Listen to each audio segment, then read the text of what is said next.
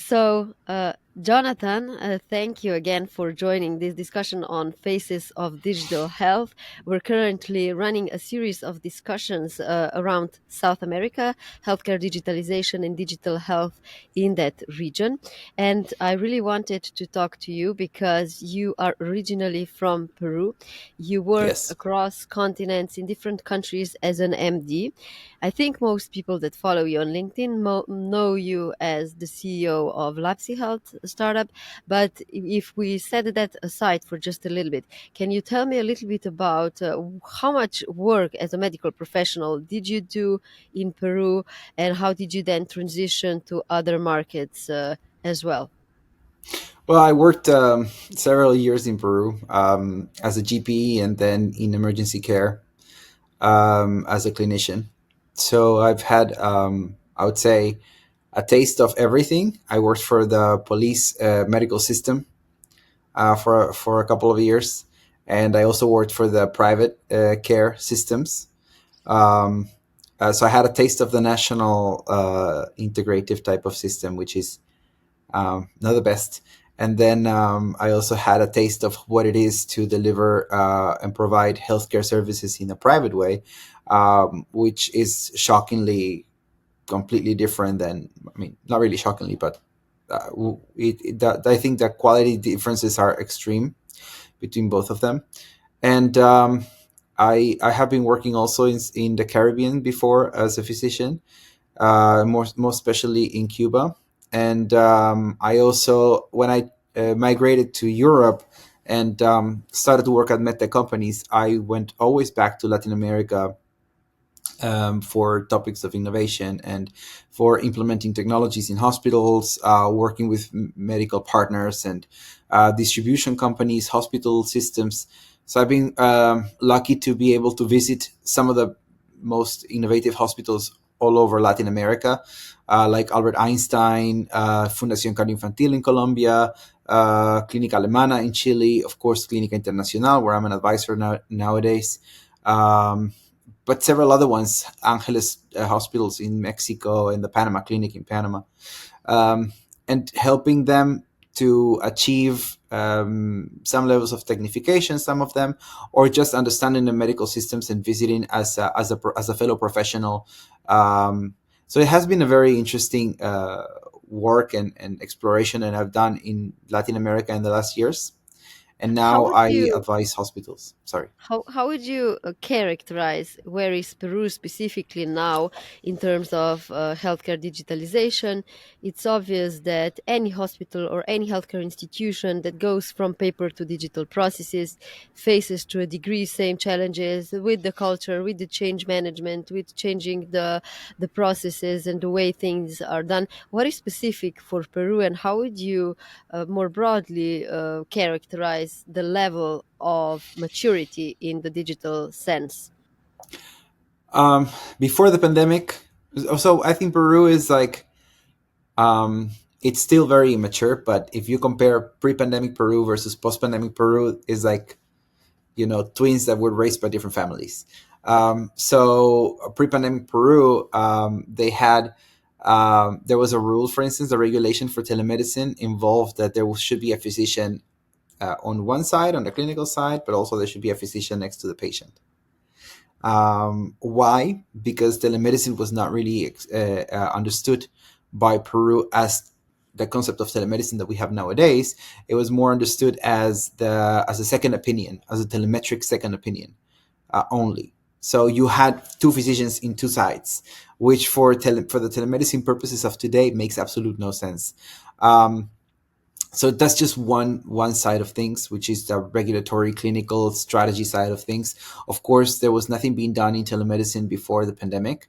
So when the pandemic started and some clinics started to offer telemedicine services, the Peruvian College of Physicians uh, uh, opened lawsuits against the providers that were offering telemedicine services because they were not used to telemedicine, and for in their minds, this was an irresponsible act that goes against the principles of evidence-based medicine, which is not true, and we know nowadays. Um, so that's how a little bit how how the digital health state of the art was in Peru before the pandemic.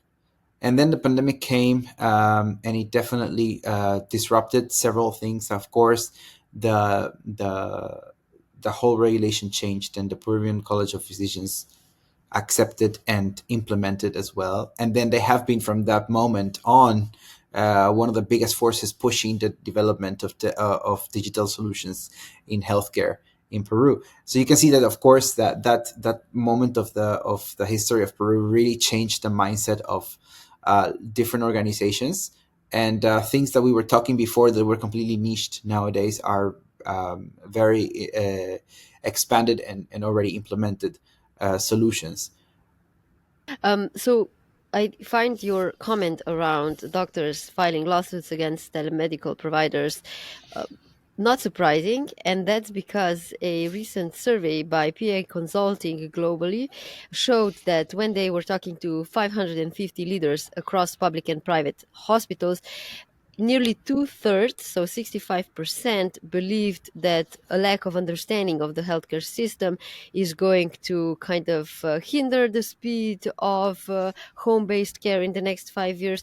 And what I thought was specifically interesting was that fewer than a third, so 28% of healthcare leaders said that physicians are motivated to transition from hospital care despite the positive medical outcomes. So basically, less than a third were really, excited about this, if I could say that. So when we talk about healthcare digitalization, we always also look at what is the funding that's available to actually pay for all the technology and the implementation of these solutions. Where is Peru in that regard? In terms of funding, I think Peru, national funding, it hasn't been the most welcome topic. I think that there are definitely funds, but we're lacking strategy at the moment for implementation. So we are seeing that even though several systems that are national systems are starting to really be modernized and digitized, some of the biggest problems in healthcare systems in Peru are still remaining.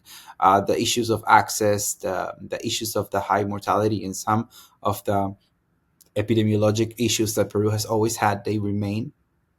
So um, what we did was put a patch during the pandemic to cover the ambulatory consults that we needed to continue to provide for patients that continue to go for any other chronic diseases apart from COVID. That doesn't necessarily mean that we actually sorted out the issues that we had before. They remain as big issues of the country.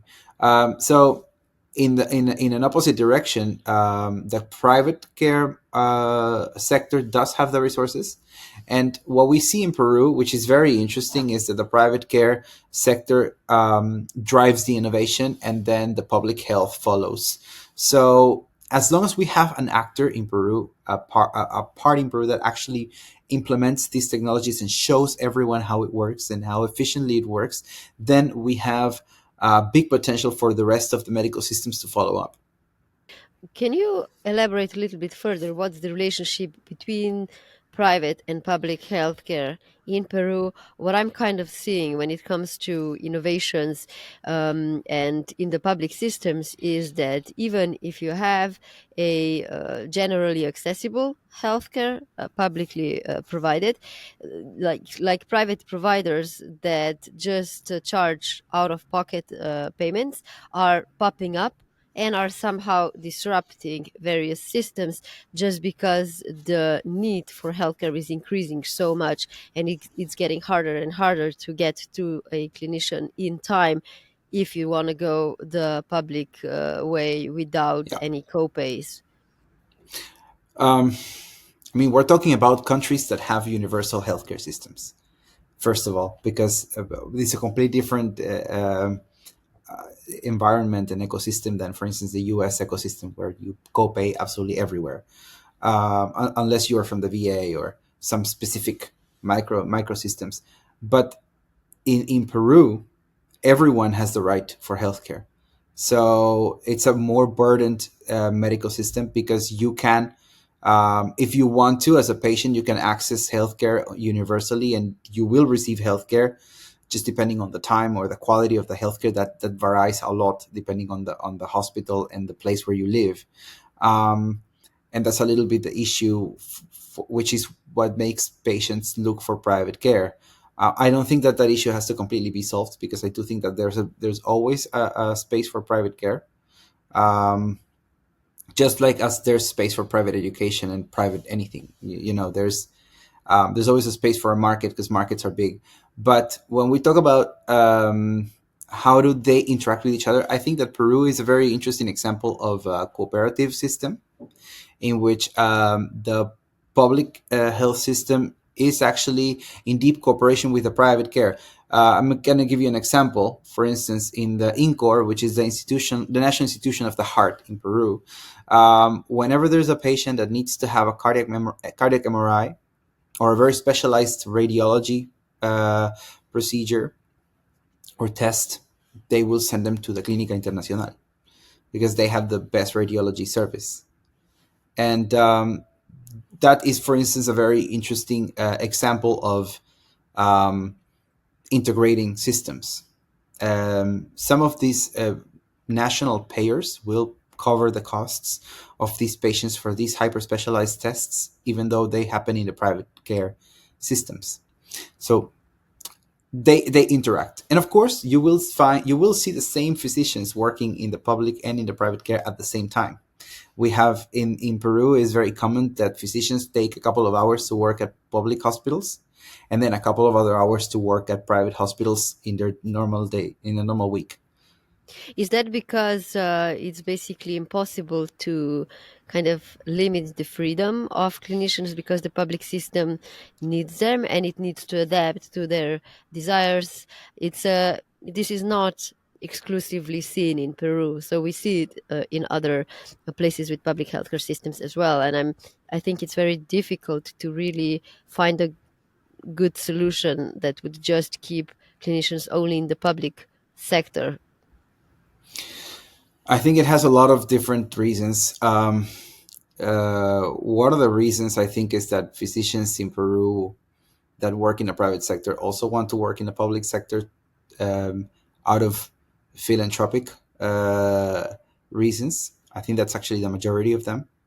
Other reasons could be that physicians that work in the private sector, and they are subspecialists, and their clinics don't have those subspecialized departments, would have to go to a more complex hospital, which are usually public hospitals, because they have the biggest complexities. Um, they will have probably pediatric neurosurgery departments and those types of things. So then, if you are a hyper specialized physician, you probably will also want to work in that field, which is more available in the public health systems. I think those are probably the main reasons. Some people would say that there's also the part when physicians can have, because in Peru there's always a culture of your physician, and you become like a there's like fame among physicians, so there's a lot of prestige and fame going on. So if you work in the public care, you could also transport your patients to the private care. I haven't seen it happening, to be honest. And but what I do see happening a lot is just physicians trying to give back a little bit of what they receive in the private care by working in the public care and collaborating with the medical system. That is what I actually always see. If we go back to healthcare digitalization and technologies, where would you put Peru in that regard? Did you see any good practices in terms of digital technology implementation?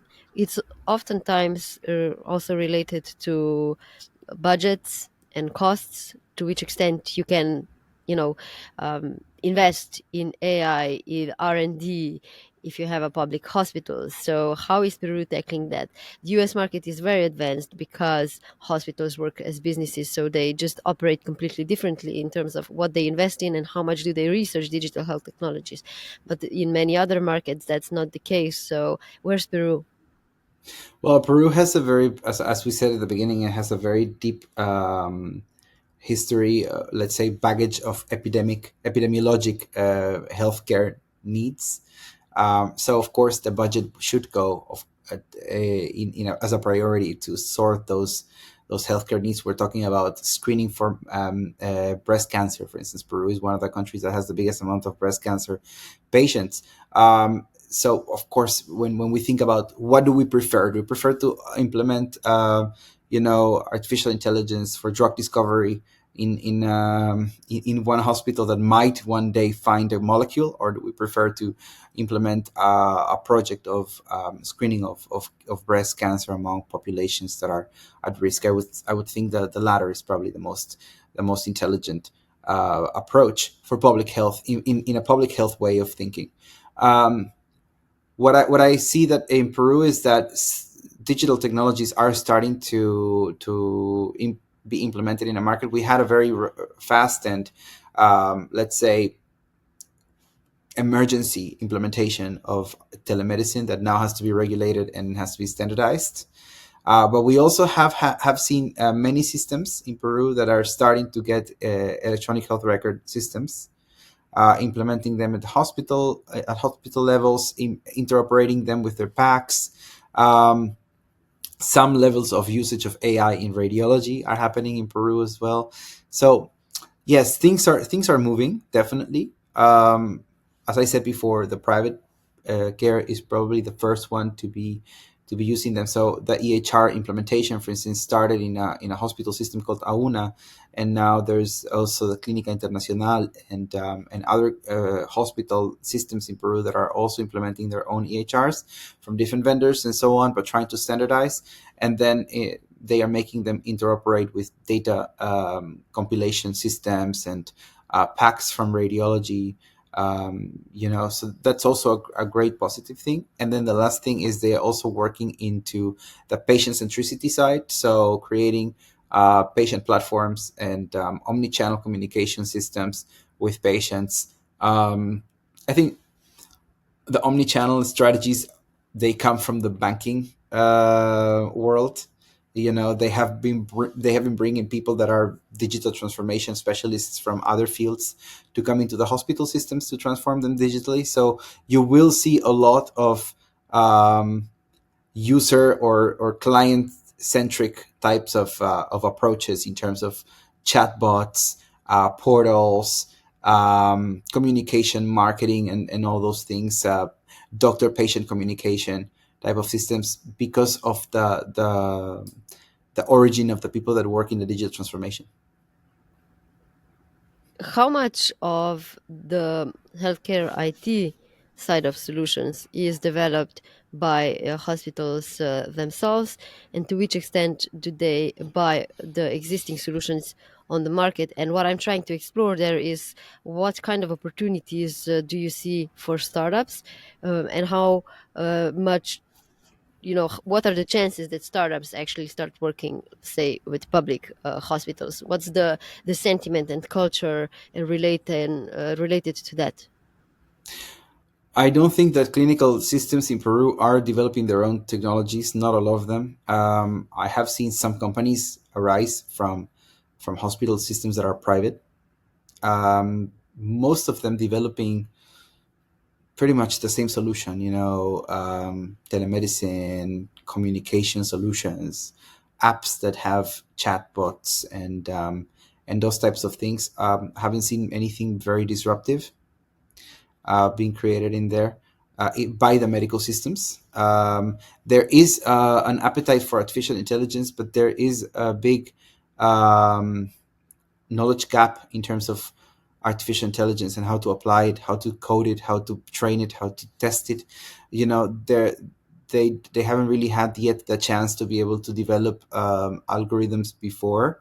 So even though they want to, I think that it will take them some time before they can really get themselves technology ready to be able to actually develop a proper artificial intelligence for specific usage in the clinic.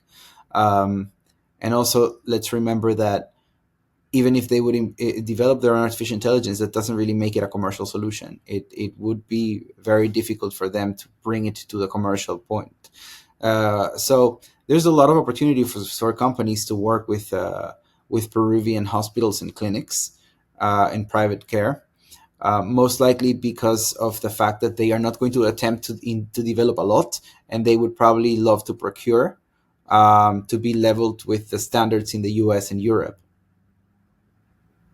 Yeah, thought your just description was very interesting, because the challenge with the adoption of AI algorithms is usually that you need to kind of adapt it to the local specifics and just the data sets and everything that's in the hospital. So even if a hospital did do that on their own without the aim of scaling across hospitals, that would already be very forward thinking by a medical institution, I think. You recently published and are still promoting a course on technology and AI, if I'm not mistaken, for clinicians. Can you tell me a little bit more about that? Obviously, there's a lot of need to keep people informed with reliable information, but why did you decide to do this course, and what are your plans with it? Who can see it? Yes. So, well, first of all, there's a lot of, as I told you, a lot of appetite by physicians to learn uh, digital health, wearables, artificial intelligence. They see it around them. They see the vendors and distributors bringing them to the hospital, but they don't understand them, and they can't implement something that they don't understand. I think it's something that we've learned from already by now.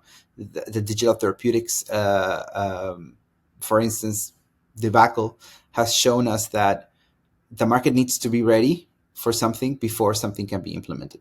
And the doctors are seeing technologies with curiosity, and they want to learn more about it. And I received many emails. I received many messages from different, authority level and universities on how can we do something with tech. There's a lot of medical students that want to learn, and residents and specialists. So I started with the University of San Marcos a year ago. I became part of their faculty to create the Masters of Digital Health that they have currently, and it's been a very successful program. And then this year, we joined forces with a very interesting group of people. We realized that in order to give this type of knowledge, we need to create an ecosystem. And we need to be many collaborators in this space. Not only from one party can knowledge be developed. So we use the experience of Clínica Internacional and also their big network to be able to attract physicians and healthcare providers to come to the course. We use the expertise of Elsevier and partner with Elsevier to be able to actually have a really validated and very well done medical course. And then we partner with the Peruvian College of Physicians, which, as I told you now, they are a giant force towards progress in technology. So they were very kind to provide accreditation levels for the course. And we, of course, worked with an academic partner, which is the University San Martin in Lima. And together we built this course. And this course was a three master class course in which we talked in the first master class about digital health and all the concepts of digital health, from what is it, how does it divide into the different types of digital health options, or remote monitoring, digital therapeutics, um, to more targeted types of applications of digital health in medicine. So giving them some real world examples. And then we finished with an interview with Rafael Grossman that really motivated people to as the start of the course. And then the second masterclass was about wearable devices and connected healthcare. So it was hardware and software interrelating and working connected. I think that's also something really interesting, because physicians in Latin America, they are used to analog technologies, so they can see what the potential of digital is also for the current technologies that they're using nowadays. And they loved it. Of course, it was one of the most, I think, from the three master classes, it was the one that was the most acclaimed. And then we had at the end of this masterclass an interview with David Fernandez Rivas, which is the inventor of the needleless injection, which is also Cuban. and Rafael is Venezuelan. So everything was kind of like within the Latin American leadership. I think that we needed to bring these Latin American experts to also show them that, yes, we're in Latin America, and yes, we are not as progressed as the US and Europe in terms of technology readiness or implementation, but we are just as good. Um, Go ahead. Sorry. What would you say are some of the biggest strengths of healthcare and just healthcare digitalization in this region? Because globally, healthcare systems have similar problems. What are some of the things that kind of stand out for you in terms of the opportunities and in terms of things like this? Well, I think that the region has a lot of strengths. One of the biggest strengths that I think is just the culture. The Latin American culture is a very curious culture. If you think about it, in terms of like the adoption of new technologies by the general population, when the iPhone came out, Latin America was one of the biggest adopters of technologies. So in the medical community, it happens the same way. Everyone is really looking to progress and to adopt things that are, of course, validated, that have evidence, but that will really make them better physicians and that will help them to provide better care to their patients.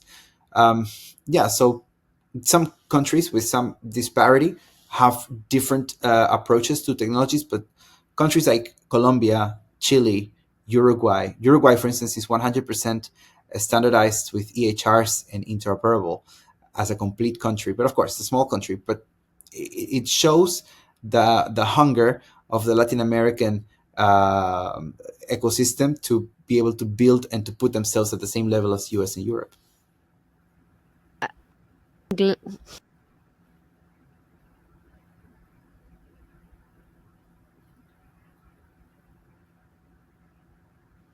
I'm glad you mentioned the size of Uruguay as one of the success factors for broader digitalization, because the way that I'm seeing if you look at countries like Estonia or Slovenia, they all have good national digitalization, and I think that has a lot to do with how many people need to be involved in the decision making, in the implementation, and in everything.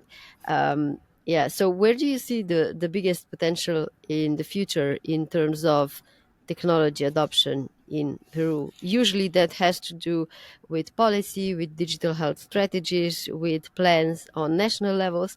Peru did go through a reform of the healthcare system a decade ago. How much hunger do you see from the policymakers to kind of modernize and invest in modernization? Not a lot. Unfortunately, the policymakers are the least hungry people. Maybe they are very, very full. So it's always an issue when we talk about technology implementation, because you have the operators, which is the providers, that are very hungry to use technology. You have the patients that could really benefit, and they want these technologies to be implemented as soon as possible so they can enhance their clinical outcomes. You see the payers that could save their money and that are also very interested in technologies to be implemented so they can actually do less costs and provide more healthcare.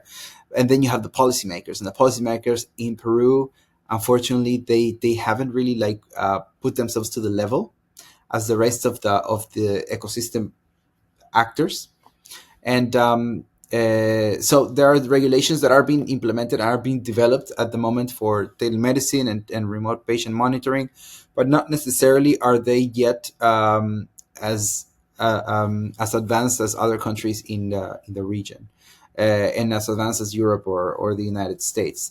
And then also the way we procure technologies, and regulation in terms of technology procurement is also very low. Um, so that's also another big issue that the Peruvian system has at the moment. Our policies are basically. I'll give you an example. If you want to procure software in Peru, you need to create a type of organization called a drogueria, which is like a pharmacy, and you need to have a pharmacist as a director of this organization, although you are procuring software to regulate software. So it makes no sense. But of course, the regulation of medical devices or medical products in general, it started from the pharma point of view, and it hasn't been renovated, it hasn't been modernized yet. So it still compromises of a pharmacist, even though it doesn't really fit the picture for the new medical times. But okay, it's one of those examples. To, could you maybe just put Peru in a broader context? So, healthcare in Peru in the broader context of the national economy and maybe the forces that could impact broader healthcare technology improvements. Because I was just looking at the World Bank data, and Peru only attributes 5.2% of its GDP to healthcare. Now, just the percentage of GDP is not necessarily the deterministic factor for healthcare digitalization. Taiwan is highly digitized, again, a small country, but also has a really good digitalization while not spending a lot on healthcare. So, how do you see, that intersection, the political, economic, and the impact on healthcare? But the GDP of Taiwan is massive compared to the GDP of Peru. So that percentage is probably a lot more in a way smaller country. So maybe it makes sense for them. I think that we actually have the two variables that could make it a positive story even more against us, because our GDP is lower than that, and our geographic area is even bigger, which makes it even more scarce. I think that you are onto something for sure about the the funds that are used for the advancement of technology in medicine. I think that we need to be able to use more, and to actually to provide more. This is something that has been a continuous fight by several parties in Peru, from the political side, from the corporate side, from patient organization groups. And while Peru has increased their expenditure per year in healthcare since the coronavirus, it's still not in the place where we would like to see it. Of course, as we know, the country has a lot of other priorities as well. It's a country that is starting to create an infrastructure, so it definitely has still a very long road, in terms of history, to live before we can look at some levels as China or Europe. Are there any last thoughts that you would like to add when somebody says digital health in Peru? What pops to your head? I think that what I would say is it's a very it's an emergent market. There's a lot of curiosity. There's a lot of appetite, and solutions that make sense for the epidemiology. So as you said, the data is very important. Validated data in our ethnicities with our epidemiologic components will be very well received. And I think it's a very approachable market, especially from the private side at this point.